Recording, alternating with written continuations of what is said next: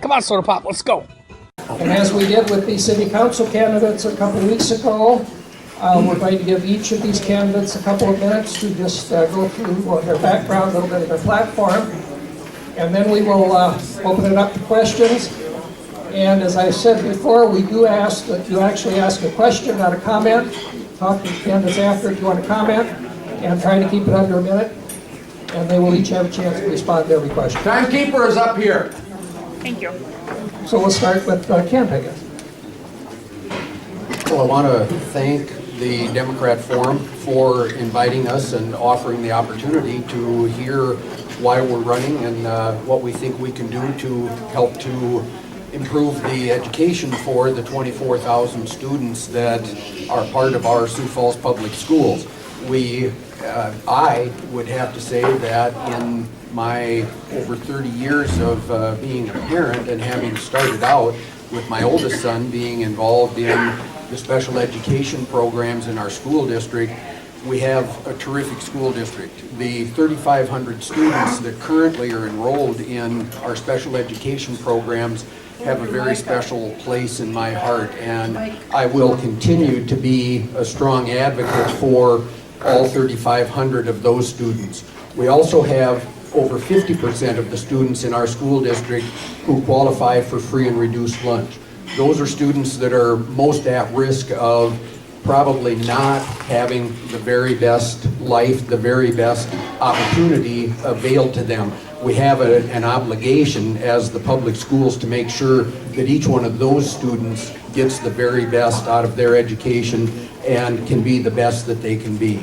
I also have the privilege of my wife Luann and I having had a new grandchild, our first grandchild, born in February. He and his folks, thank you. He and his folks live in the Sioux Falls Public Schools, and he will be educated here. And as all of you know that our grandparents, that makes it very special. My youngest son is also a special education teacher, not in the Sioux Falls Public Schools, but he is a hard-working teacher, and I will continue to advocate for higher teacher pay, which I've done. I've been endorsed by the Sioux Falls Education Association this year. It's the 4th time that they've chosen to endorse me, and I thank them for that. Thank you. All right. My name is Carly Reiter, and I'm also currently on the board serving with Kent. Just to give you a little information about myself, I do have a bachelor's degree in business management as well as nursing.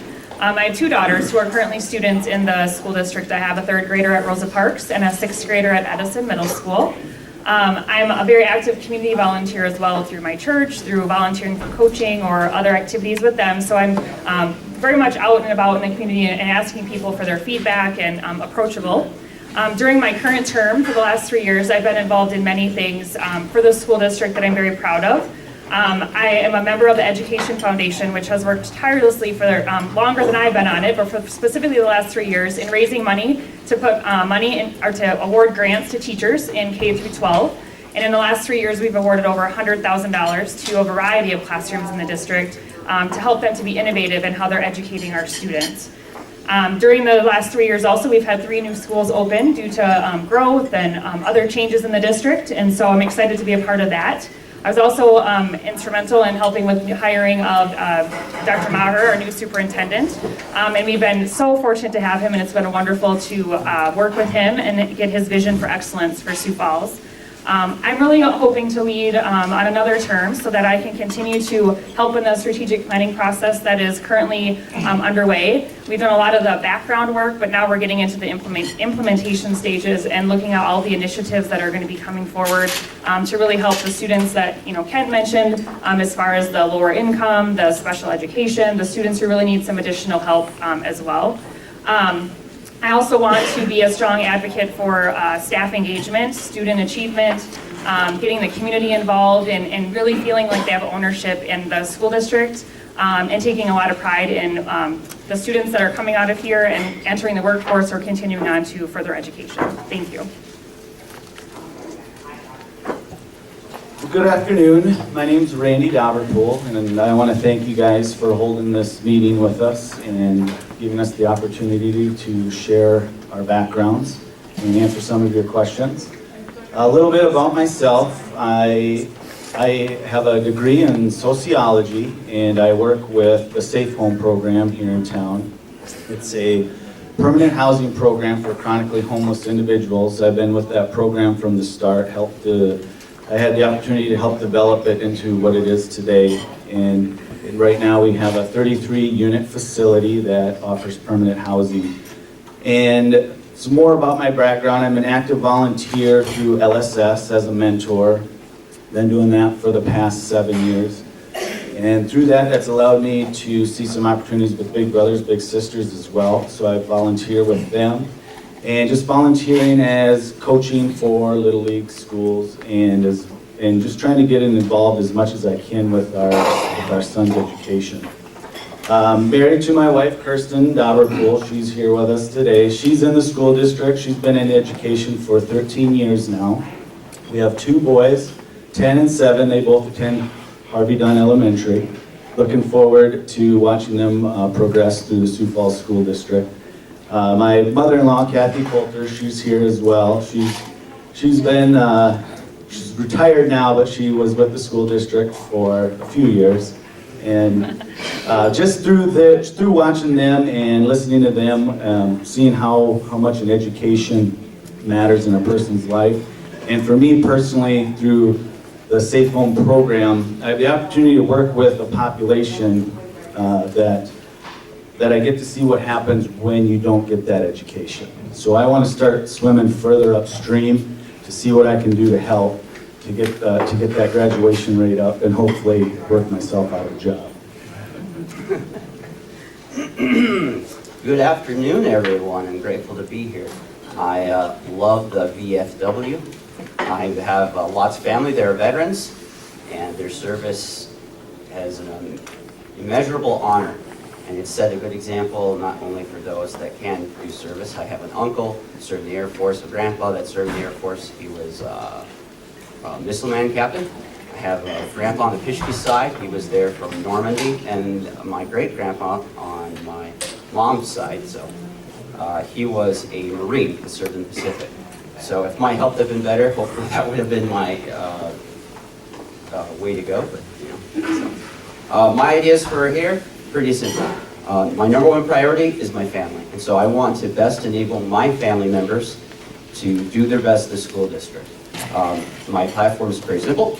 I want more flexibility for students and teachers. I want students, no matter their home situation, no matter what mental or physical difficulties they have to deal with, I want them to become academics and intellectuals. I want them, when they graduate, and to graduate, not just GED, that they care about what's going on. They care about what their education is. And that also goes with the technology. We need to make sure our technology works, that it does everything they want it to do. And finally, I'm not a Common Core guy, maybe some of you here are, but I think it's too strict, and I think the state, we should go back to the state and renegotiate and see what we can do with curriculum now. Maybe keep it, maybe change it. I'm in favor of changing it, but at least get a dialogue going. And thank you, everyone. I appreciate it. Bruce first. First off, I want to thank you for being here today and wanting to be involved in the system. I've been doing voting research for many years, and I'm doing it again this year. One of the interesting things I've noticed is the lack of interest citizens have towards local government, and that includes school. Most of you candidates have never been involved in local government other than currently Kent and Carly are on the board.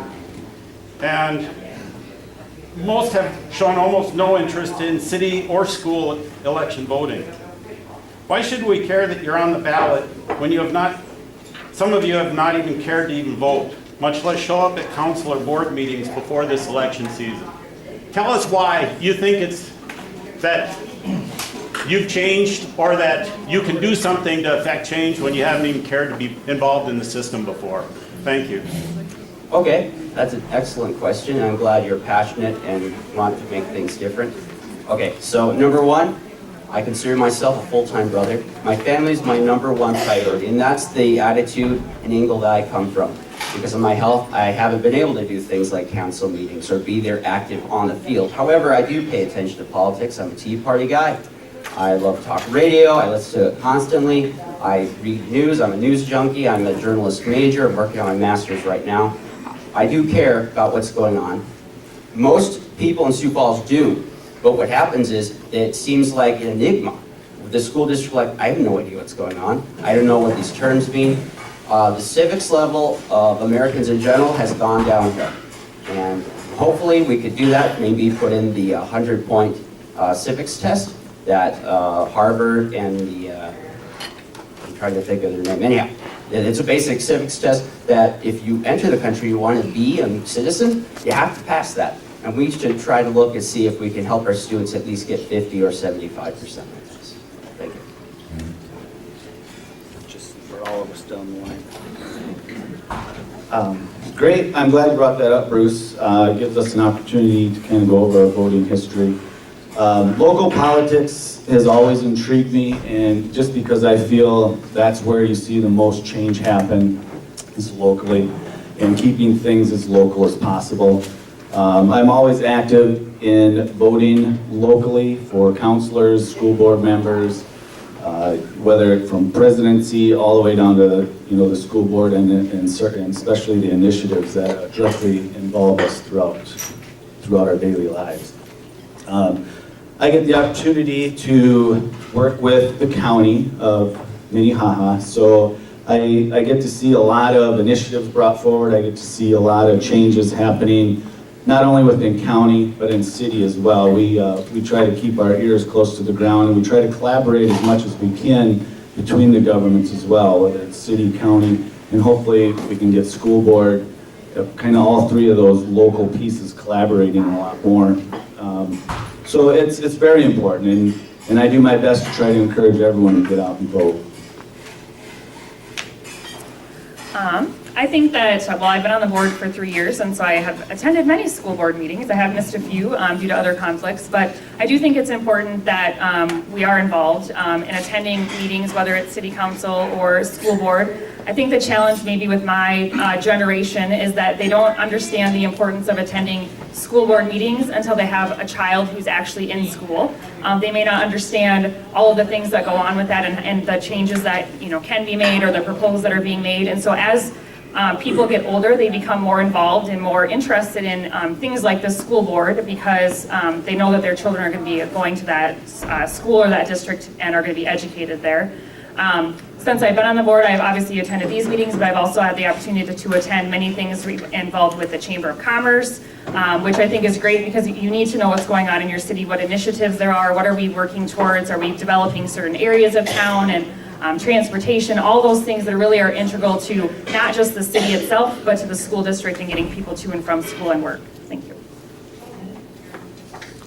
Well, Bruce, thank you for the question. I think that if I look back, well, I'm dating myself, but I'm proud of that. The first election that I could vote in was in 1972, and I think that if I look back at my voting history, I may have missed 1 or 2 elections since 1972. I think the first person that I voted for as a school board member was Keith Paisley, and I don't miss school board elections. I don't miss most elections, and I of course have attended school board meetings for more than 9 years. I started attending long before I went on the school board. I was involved in committee work for the school district. I've been involved in committee work at the chamber. I was on the workforce task force that was a project of the Development Foundation, Forward Sioux Falls, and the chamber, because the students that graduate from our schools become our workforce, and we need to figure out how we can do the best job possible. Thanks. Go ahead, Jim. I'm wondering your opinion on the voucher bill that was passed by the state legislature and how that might impact public schools in South Dakota and specifically in Sioux Falls. Are you referring to Senate Bill 159? I believe that's the number. Okay. I'm opposed to that bill. It was a bill that was brought forward by Senator Phyllis Heineman, whose husband owns an insurance company here in Sioux Falls. She's been a very strong advocate for the private schools, not been a friend of public education, and I believe that this is a direct attack on her part to public schools and public school funding.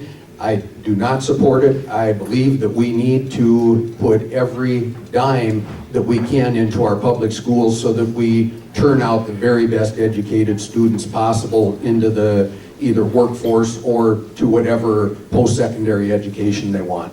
Thank you.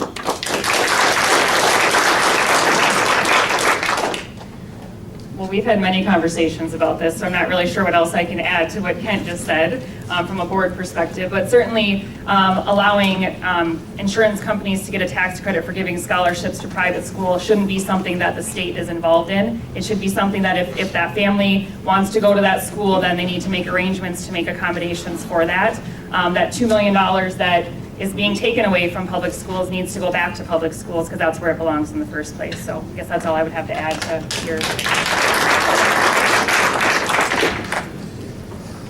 I'm going to agree with the two incumbents here. I've followed it as well. I agree that the money needs to stay in our public school districts. Private school is exactly what it is, private school. And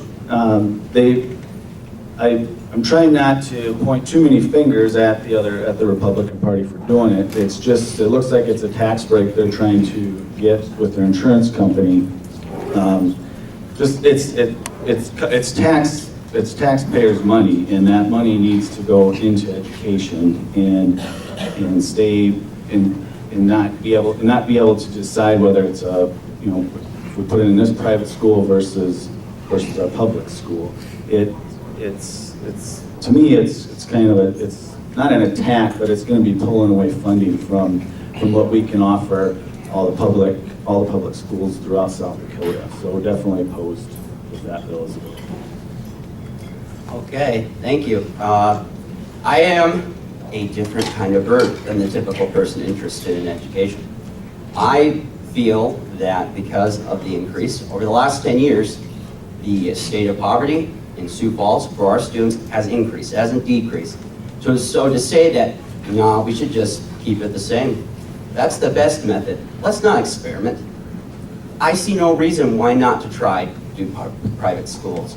There are schools in our district that are focused on the SEDI test. There are schools that need help. There are students that struggle and do not have parents that will be able to offer them the opportunity to go to private school. The bill itself semantically has a lot of problems, and that probably is the biggest issue. But I think it's more than fair to talk about if you want a voucher program or not, and I don't think it means that people are selfish or they want public schools to go downhill. What their priority is first the students, and next the school system can go to hell after that. Honestly, students first, no matter what. I attended the public meetings of the strategic planning group that was held at Lincoln High School. And I was alarmed by the reports from first grade teachers having 31 students and children with difficult behaviors in the classroom. When I was on the school board, there was a first grade 24 student limit. How can we change these ratios? Okay, so this is it's shown that often the class size, and this is very well-known statistic, is you have more students to teacher. It's sometimes very difficult, depending on your subject matter, to be able to teach them thoroughly. And so to reduce that ratio, we need to get more teachers back in the game. Frankly, you have so many students, you have so many teachers, you do the math, that's what you got. And the bill that got passed, finally, to get increased teacher pay is good. It's the right step in the direction, but I feel that educators are not rewarded substantially enough for what education they have. Over half of the people in our district that teach have master's degrees. These are people that should be earning the equivalent of at least what a nurse makes. So top end, 60-something thousand. I think that the teachers should start at 50,000 at least. Guys, it's just simple free market economics. You pay people more, you give them an incentive to be here, they'll stay, they'll come, they'll work hard. You don't have it, they don't stay. I'm a firm believer that class size does matter, and and looking at the, when you break it down to being able to get onto one-to-one ratios a little more effectively, a little more often when you have a smaller class size. Looking at, talking with teachers throughout this year and last year, that did come up, and there were conversations with, I had 3 students gone today, and I just couldn't believe the difference in our classroom. And so for me, moving forward, that would be something I would advocate for, is trying to get down to 24, even 24 seems high to me, Melanie.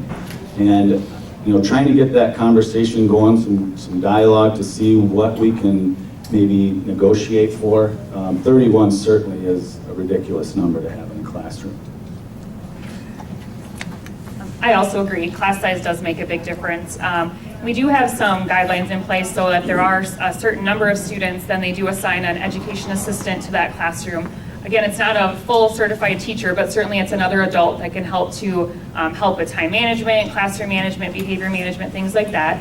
We are looking at many of the behavioral things that are going on in our schools, and just a meeting or 2 ago we talked about our Tier 2 behavioral program, and so we are looking at adding additional staff. I do believe that some of those behavioral issues do reside in some specific schools more so than others, and so I think it's about allocating the correct resources to those teachers and those classrooms to make sure that the classroom is manageable, and that the students who are there to learn with no behavioral issues, who are trying to be on grade level, really have every chance that they can to be successful and not have it be detracting away from them because of other students in the classroom. So I think, yes, we do need to look at classroom sizes, making sure that we have the available resources for those teachers who do have larger classes, but then looking at the behavioral stuff as well. Thank you. I agree, class sizes are extremely important. One of the big issues that was brought up at that meeting at Lincoln was behavior issues that are manifesting themselves in the classrooms.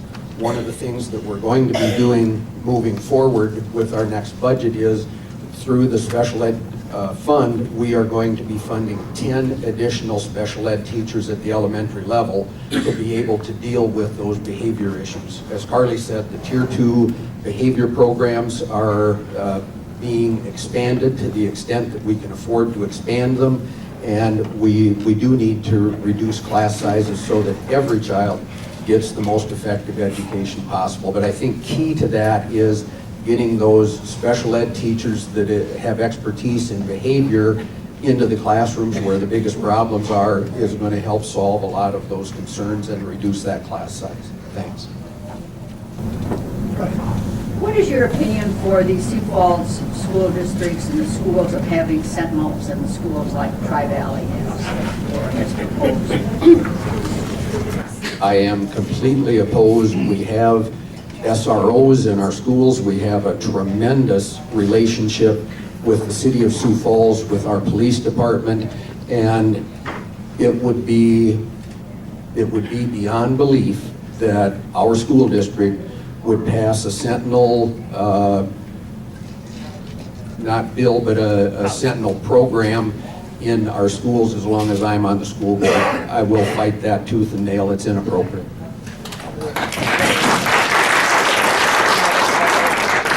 Oh, sure.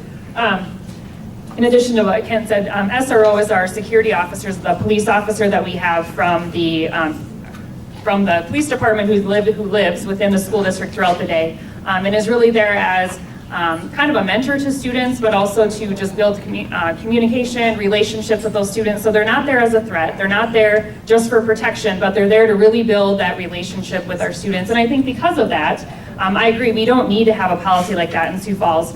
We have those officers in all of our schools. Some of them are shared between schools, but they do a great job.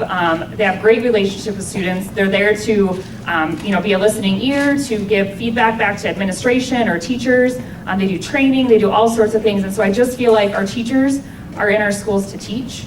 And that's what they should be focusing on, as their students. And we have other people who have more specialized training that are there to offer that additional support. So I would, with Kent, I would not support that either. If elected as a board member, I would oppose any Sentinel policy program as well. I agree adding guns into a school is very dangerous. And for me, as with children in the school system, I would be very worried. You shouldn't have to worry about your kids going to school, and that would bring a worry to me if I knew there were guns in the school. So I would definitely oppose any policy or program that came forward. Okay, so I am mostly in agreement with my fellow candidates. Sioux Falls has not shown a need for this. This is an extreme measure. Tri-Valley, frankly, has shown a need for this. I mean, if you are in a really bad situation, like say you're in the Bronx or New York or really, Twin Cities maybe. But Sioux Falls has no need for this. We are a metropolitan area of 250,000, not in the millions. So there's really just no point. Scott? Recently, the state legislature passed a half-penny sales tax, which is a regressive tax, to pay teachers more. And not that I'm against paying teachers more, but don't you think it sounds a little counterproductive? And I do have a question here. Don't you think it's a little counterproductive when we have half the kids in the school district on free and reduced lunches because their parents can't afford to buy them food? We're increasing the tax on food to pay the educators to teach these kids who can't afford food. So my question is this: would you have rather seen a different way to fund a teacher pay increase, like tapping into the reserve education trust fund, or actually equalizing property taxes with ag land? Could have raised a lot more money, and it wouldn't have been an extra tax on food. Okay, so I unfortunately right now am a Republican Party. The way it's looking, I might be throwing that title out the window.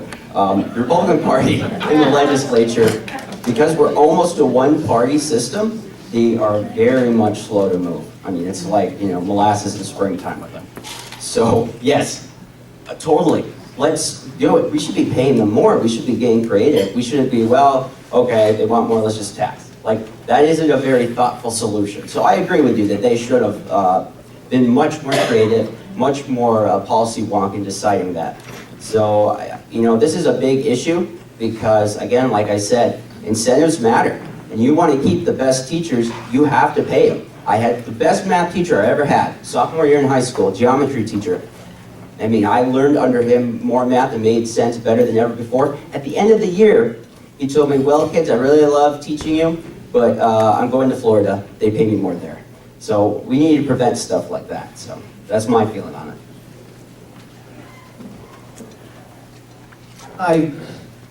Looking at the bill and how it was passed, I have a couple concerns with the language coming out, and I think some concerns a lot of districts are going to be battling. And one is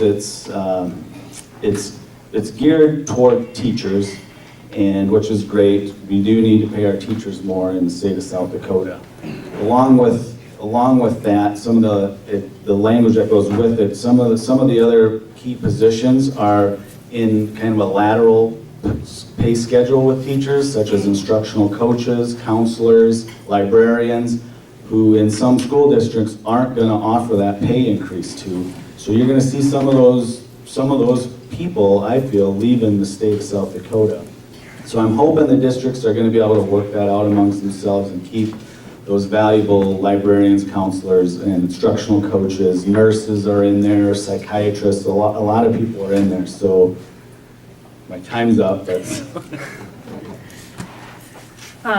Yeah, I think anytime that you can avoid adding a tax at all is the best option. I attended some of those Blue Ribbon Task Force meetings when they traveled across the state, and it was very interesting to hear the ideas of people just like us sitting in this room going and writing up on the board thoughts that they had on what to do. And I guess, while I would rather not see a tax, I feel like we have to have some trust and some faith in the system, and the fact that there were people in the Blue Ribbon Task Force that were from all over South Dakota. It's easy for us to be focused on what happens here in Sioux Falls because that's what we know best. But when you look at other smaller communities who are facing probably some similar and some different issues in their schools too, it's hard for us to be able to know what those are and relate specifically to those. So I feel like the Blue Ribbon Task Force really met. They vetted out a lot of different options, And ultimately, at the end, this is the start. I certainly don't see this as the solution, but I see it as the beginning of really us having a good focus and dedication to education and changing that. Do I believe that there would be a better way to fund education, teacher salary increases? Yes. I would have preferred that the sales tax would not have been on food. In a perfect world, that's what I would have liked to have seen. It is a regressive tax.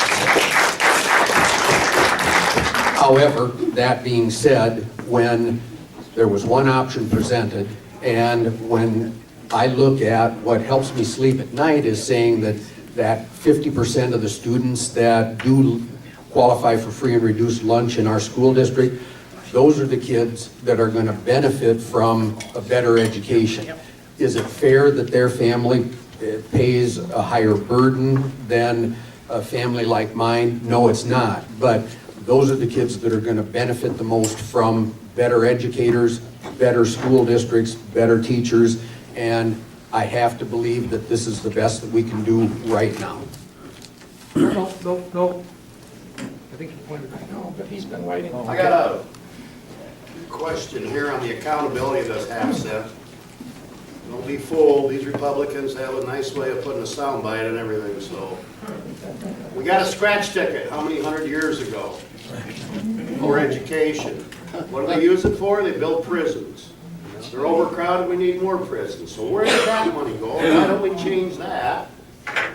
And some other options. So the question is, There is a question in Where does the scratch there. money go?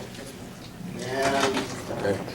are there going to be any accountability to this half cent that we're getting now? Okay. How long before they steal that?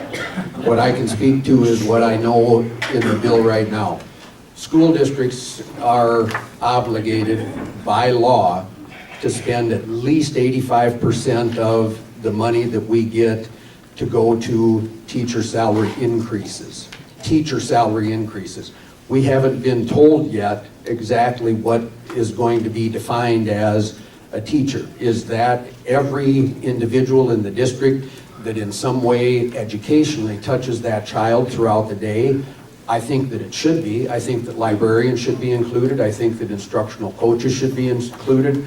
Administrative coaches should be included, but I don't know if we're going to be able to be allowed to do that.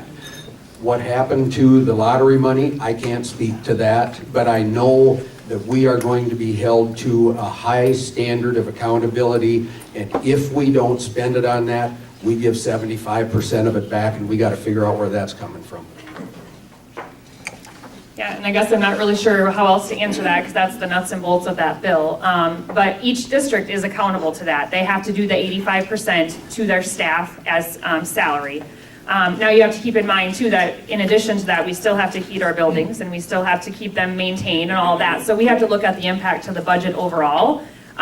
Yes, we are getting new money, but most of that is going to be paid out in the form of increases in salaries. And so I think one of our concerns is the sustainability of that too. So are we going to be able to offer increases on an annual basis after this to those teachers? And what's the sustainability of that? Because that's great if we can give them all a, whatever, 6, 7, 8, I don't know what the number is, % increase this year. But then what about next year? Where is that money coming from? And so that's when I say this is the beginning. I feel like it's the beginning because we have to come up with more sustainable things so that over every year we can continue to give them increases just like anybody that works in the private sector gets whatever that increase is from their company. The first part, I don't know what happened to the lottery money either. A lot of people, when we moved out of state for a while, people asked, how did that work? And how did they start sucking that out of education? And I don't know how they were able to manipulate that. Moving forward with the half-cent tax increase, they're right, 85% of that has to go towards salaries. And like I was saying with the language of the bill, those are my main concerns, and the sustainability is also another factor moving forward. You get the one-time raise, but yeah, 2 or 3 years down the road, are we going to be able to keep that pay schedule going? I don't know. The formula sometimes restricts us. The state will will be doing great, but we're stuck at that, I believe it's a 3% cap, as high as we can go. So there definitely does have to have some conversations with that funding formula on how we can keep up with the state. If the state grows, education should grow. Okay, yeah, no, I think we're pretty much unanimous on this. When I was talking with the SDEA on Monday, which I had a great time, you know, one of the questions I had is like, so what do you guys think of the pay raise? And we're like, well, we like it, but we have no idea if we're getting it. You know, that was because it's what happened with the lottery ticket. I mean, prisons are necessary. However, the prison system is even more confused and regulated than the education system is in South Dakota. And they could have done a lot better at reforming that. So no, they need to keep their word. You know, people disconnect from civics when people don't keep their word. That is what's happening right now in the Republican Party. And I wouldn't be surprised if they see huge damage from that kind of attitude. And so yeah, we are all in agreement on this issue. That's just nonsense, really. Gene wanted to do a quick. I don't think there was anybody else here who was in the legislature in the 1980s when the lottery was passed. I was probably the only one that was here. And I know there was talk, and there's talk in the media about having the lottery would provide more money for education. But I want to tell you guys, there was never a move. There was never a vote. There was never a commitment to dedicate the lottery money to education. You may have read that in the news, but the education community didn't even want that money committed. Am I right, guys? Because it was an unstable method of funding. So let's just get our information straight. Yes, there was talk that there would be more money that went into the general fund for education, but was it ever committed, ever voted? I was in the education. It was a soundbite. Never, it was a good soundbite. Never happened. Okay. Eileen. We've been talking about taxes and all that kind of stuff. I just want to know, how is the district funded? Where do you get the money to fund it? Okay, good question. First part, I wanted to speak up to the lady that had spoke up. That is awesome. That's what we need to encourage. People getting up and speaking what they believe to be true. Principles are important. I am a super fallible human. We all are. And I will be the first to admit if I'm wrong. And if I am wrong, I apologize. That was my understanding. I think that's the general understanding. But if it's wrong, then I'll have to look more into it. So sorry about that. Okay. So the other thing. So so it's a heavy mixture of some taxes. They have. I have to think about this. So the state pays for the schools. They receive money also from the federal government. That's why we have Common Core, by the way. We were offered money for that.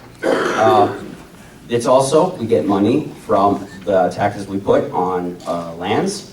So, I'm trying to think of the right name for that term. Anyhow, sales tax, all that kind of stuff. Property tax, thank you. Yeah, I lose my words all the time, guys. Also, names and faces, terrible at that. All right, thank you. Yeah, I think the funding formula breaks down to multiple taxes that are being brought in through property tax. Like Peter mentioned, we get federal money, and there's you gotta look at the reserve money piece that we get. It's overall, and then through the population, it's broken out, it's divided out. I believe that's how we end up with, some of these smaller schools worrying about how they're going to have to shut their schools down because they're not going to get as much funding, say, as a larger school district like Sioux Falls will receive. And so moving forward, looking at that piece too, you can look at, well, maybe those smaller schools do need to start moving their services to be more effective.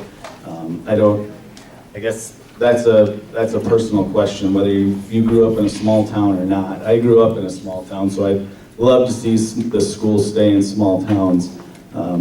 So the funding formula piece does get complicated. Some of that money is for specifics, so you have to use it for certain things. But my time's up. These two, I'm sure, will dive into. Yeah, so like they had mentioned, it's from several different forms of tax, but I think the thing that's most confusing to people is they say you have all this money in your capital outlay, why can't you pay your teachers more?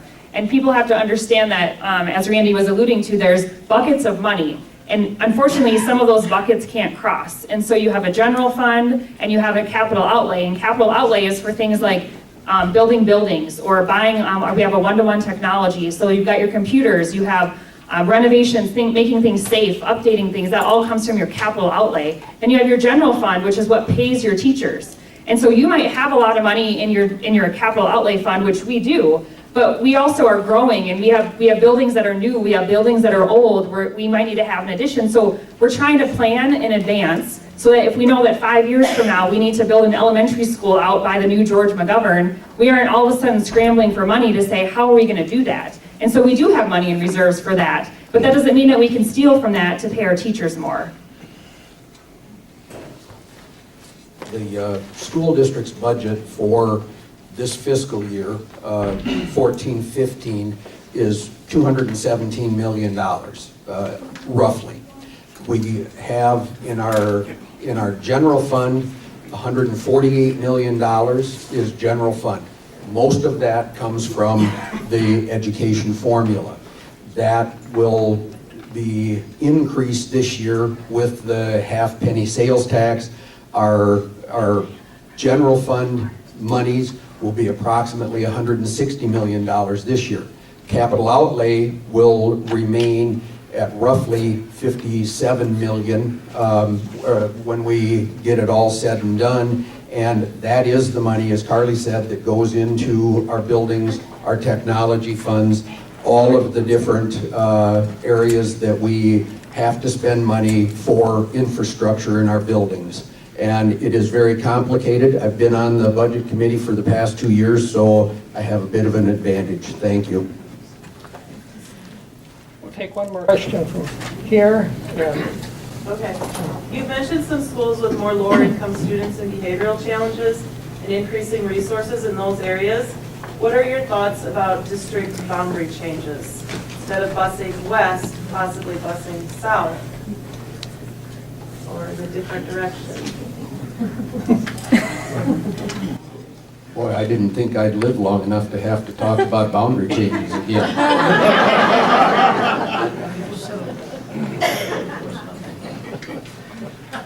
That's a tough question. What I will tell you is that I don't think that this coming year we're going to look at boundary changes. I can tell you that we're doing at least 2 different things this coming up year. One of the things that we're doing is the additional special ed instructors that will go into the title schools for the most part. And the schools we're concentrating on will be Laura B. Anderson, Hawthorne, and Hayward schools.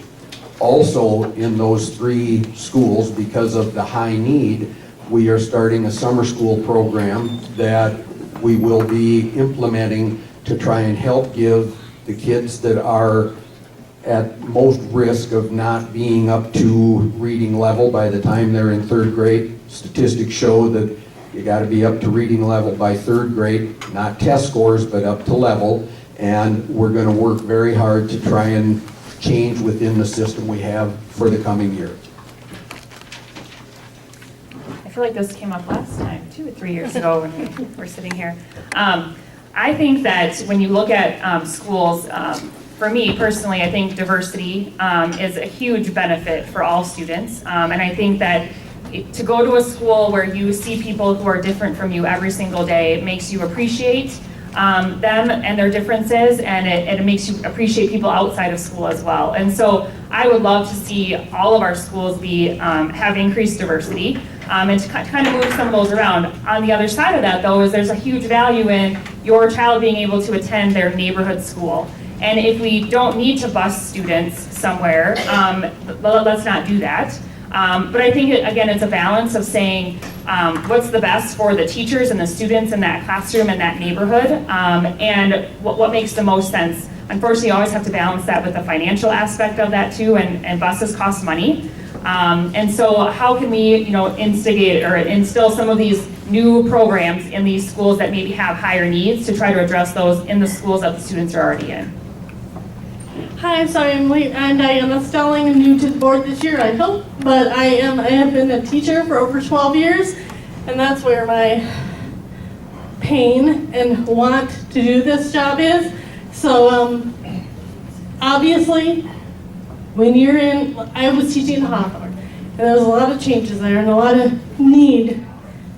And you would have to just figure out what you're doing every year and then figure out what you're going to do that year. And so you really can't say now, but I would definitely be willing, and you would have my phone number, and you could ask those questions then. Thank you. One of my main goals moving forward, if I do get the chance to be elected, is the main key is access and equity to all students in our school district. And for the access piece, that means being able to stay in your local school, in your neighborhood school. I don't like the idea of having to bus students across town just because of their background or because of maybe their behavior challenges or something along whatever situation would come up that we would need to bus them away from their neighborhood school.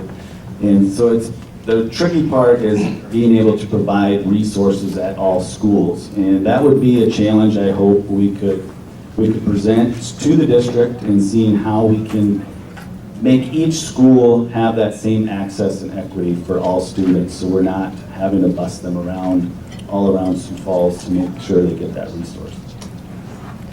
Thank you.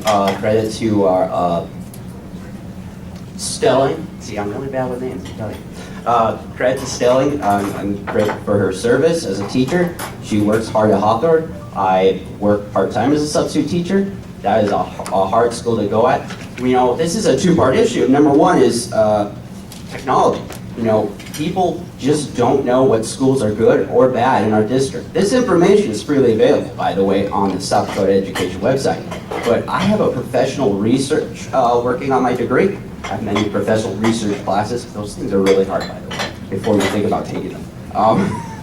And it basically stretched my ability and skills to get this information.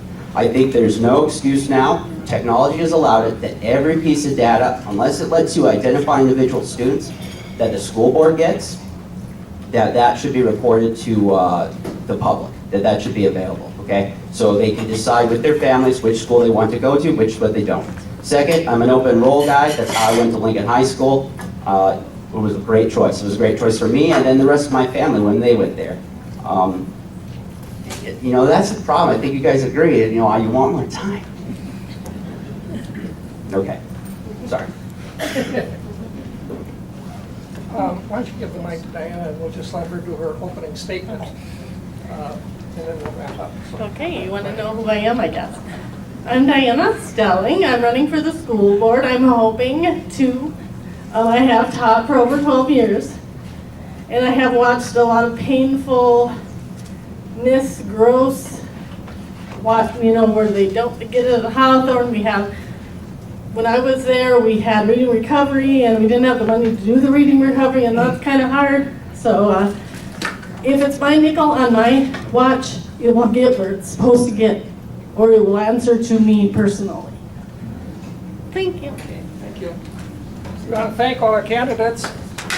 Welcome back now, dear.